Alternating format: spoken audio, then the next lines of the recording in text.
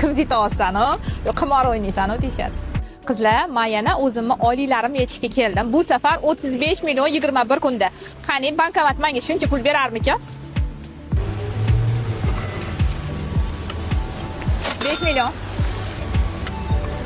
10 million. Yana 25 million yetishim kerak. Voy, go'zal pul yechib charchab ketdim.